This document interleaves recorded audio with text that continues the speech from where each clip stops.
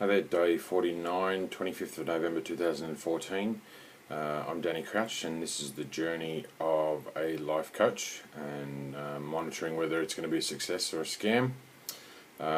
Focusing more on the focus of it being success. Basically, I've been going on the search for personal improvement, finding a way how to grow a business, start a business, find a niche, do what I want to do, find out who I am, what I want to do for probably the best part of over 5 years. And it's really only in the last 2 months that I've really knuckled down and found something that I think is going to work well for me, the emphasis being on me. A lot of the stuff that I've read and seen and been a part of and paid for over the last 5 years has pretty much said the same thing. But the one difference being whether or not I'm committed and motivated to follow through with stuff. That seems to be the biggest message that I've gotten from the last couple of months. Basically 80 or 90% of people fail to commit or to be motivated or inspired enough to follow through with their goals and what they want to achieve, and that's why they don't get where they want to go. You can look at this as being a negative through a sales perspective from the companies that are offering their products and services, or you can look at it as, well, do you want to be one of the 10% that actually follow through? It's not the company's fault or problem if these people aren't following through, because it is such an emphasis on the individual wanting this. Too many people in the world think that, if they pay $10, $100, $10,000, $50,000, that whoever they're paying should be fixing them, not fixing themselves. And until you're willing to fix yourself and change and go through your own personal growth, then you're really just throwing money up against the wall. And quite often it does take a lot of money before you realise that. And if you want to look at it as money you've wasted, that's your choice. If you want to look at it as money well spent, that's the way to focus on, and that's what I'm trying to focus on. So the main situation here is setting goals, and what I've found is, in the past I've tried these things, reading Napoleon Hill's Think and Grow Rich. It suggests you have daily goals and daily affirmations. I did all that years ago. Started walking every day, listening to one of his recordings or one of the recordings of the book, saying my affirmations every day. I don't remember how long it lasted, but I stopped and didn't follow through with it, so I obviously didn't achieve what I wanted to achieve. So I then started thinking, okay, well, it's time to write these sort of things down. So I started a diary. It's been going 40 odd days. I think I started writing on day 28, or a bit less, day 27.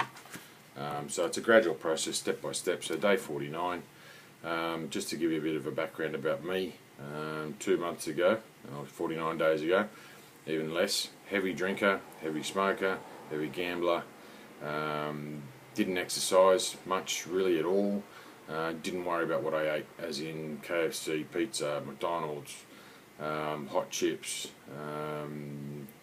potato chips late at night, up around midnight, chocolates, lollies, all that sort of stuff.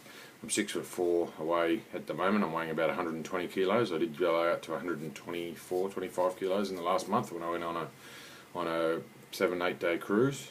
And a lot of this process has changed my life and the way I look at myself and how I want to be for the rest of my life. Which brings me to day 41 of being smoke free. So this process, I was intending on using patches, which I've used in the past, and quite honestly the stuff that I was reading, more specifically Feel the Fear and Do It Anyway by Susan Jeffers, I was reading the book at the time, and I took the patch off on the second day and said, you know what, I'm going to do this on my own. My mindset's strong enough to just quit smoking and not need to smoke again. So 41 days into that, around the time of the cruise, I was doing a bit of travelling. I also had a golf trip which involved plenty of alcohol. Didn't smoke, which I was really proud of myself. I got through 3 days of non-smoking with a lot of alcohol involved, which is rare for me, and golf. So I then decided after that golf trip that I had my initial intake weekend with the Coaching Institute coming up in December, which is now just under 2 weeks away, which is part of the process that I'm going through in this program. And I decided on that day that I won't drink a drop of alcohol from that day until the intake weekend, What happens after that, I'm not sure, but basically I'm 17 days into being alcohol free. Now, to a lot of people that means next to nothing. They can go months without a drink. Considering for the last 25 odd years, I've pretty much binge drunk every weekend and some weeknights. Every week for the last 25 years is pretty phenomenal. But that's the process there. So this diary then turned into these video recordings, which I'm uploading to YouTube.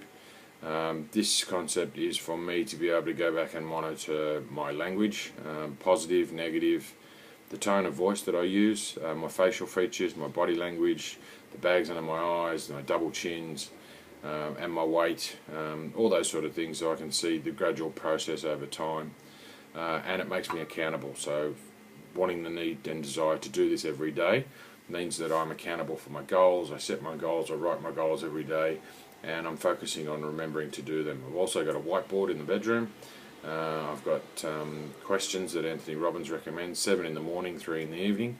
I've just started asking the evening ones, because the morning ones are easy because I wake up and ready and raring to go.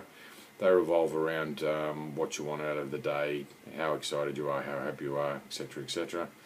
I've also got my medium to long term goals, as well as Nick having hers there as well, so they're reasonably similar. And then basically for the rest of the video I go through the daily affirmation, my goals, and I reflect on the last 24 hours. So that reflection is looking at how I've reacted to certain things, whether I've gotten angry, upset, disappointed, happy, sad, whatever it is, and sort of record what I went through and how I'm thinking about that, and obviously the vocabulary that I use and how insightful that is, and hopefully over time I can look back and see the vast change over the period. So getting into it, the affirmation pretty much stays the same. It just tweaks now and then depending on the words and what I'm reading and learning, and showing me how I need to change slight things. So here's today I'll do everything in my power to reduce my weight to below 109 kilos by the 25th of December 2014. I'll complete my exercise, eat healthy, and focus on my back being stronger. I am thinner and my back is stronger. Imagine how great I feel on Christmas Day. And as I say that, it sort of sometimes sends a shiver up my spine, because I can feel myself saying, imagine how great I will feel on Christmas Day. Trying to project myself forward into being Christmas Day and being fit, and knowing that I've gone through this period, caring about what I eat and caring about what I exercise. My goals for today, these tend to be tasks that I want to set for myself for today. They have varied over time. Some, in the beginning they were all about money and business and work and focusing on how much I'm going to make. Now they've started to develop into what I want to do, what I want to achieve, and work-related things as well. So sometimes they're long lists, sometimes they're short lists, sometimes I want to focus on other things. Today it's focusing on the golf book. I've got some graphic stock images that I want to download that are free, and work on Havana stuff. I've got some new goals there with the students that I want to work with. I'm an online business trainer, so I look after students doing business and management courses. I then got medium to short to long-term goals. I started these in November, and I'm counting down the days, so I know every day how many days I've got left to achieve this goal, and I've got the date in the future of when it wants to be achieved. I've got 68 days to go until I complete 3 coaching books, and that's by the 1st of February 2015, and to have 4 mastermind coaching commitments, so 4 coaches that want to commit to my business model and how I want to go about setting that up. I've got 94 days to go until I have completed my MC coaching seminar with 500 people in front of me. So that's where I'm going to be running the coaching seminar for myself and my mastermind coaches. That's by the 1st of March 2015. I've then got 158 days to have a business cruise booked and my holiday booked with Nick, which is the 1st of May 2015. It's also a big goal of having my weight to below 100 kilos. So I've got just under 6 months to achieve that. Actually, just over 5 months. I've got 343 days to be earning $50,000 a year in passive income through the business. That's by the 1st of November, and to be financially free. You can flick back through over other earlier videos earlier this week on what I mean by financially free. That's a phrase or a term that I think is used lightly. So you can just flick through it and find out what it means to me. excuse me again. Then got 1,073 days, which is around the 3-year mark, to have our unit paid off and owned in full. So that's in the vicinity of $400,000 at the moment. So when you do it mathematically, that's somewhere around just under $400 a day. So that's a big goal. That's a massive goal. Now, reflection over the last 24 hours. Nick and I sat down. We go and see a relationship counsellor every week, which we've got again tomorrow. He asked us last week to go through a list of values and identify each of us to identify which values mean most to us, to work out our core values. And then Nick and I decided we were going to have a chat about it yesterday afternoon. 20 minutes, half an hour chat. Unfortunately, it turned into about 3 or 4 hours. It developed into other things. I must admit, when I started this conversation about the values, I was rather tense. I didn't understand what it was that I was trying to do. Now that I verbalise it, I think it was my anxiousness, anxiety, tension of having to think about me and what I value. And that sort of stemmed into, I think Nick thought that I was not interested in doing it. I didn't really want to do it. It then led into other conversations which took down paths of communication, breakdowns and all this sort of stuff. So it turned into a 3 or 4 hour conversation. One really positive thing that came out of it, Nick mentioned certain things about how she's realising that she often does things for something in return, and that in the past, she's thought she was just doing it out of the goodness of her heart. And I don't see this as a criticism, I don't see this as a problem, I see this as human nature. We all do things and expect something in return, whether it's giving someone a gift and thinking that they're going to get a gift back, or whether it's helping someone across the road and getting a good feeling inside. When you get that feeling, you feel like you want to get that feeling again, so you'll go and do something again. So it's about it's not necessarily about being selfish and wanting something in return. I just see it as, well, that's human nature. Just embrace it, accept it, and say, okay, well, I'm going to help my friend move.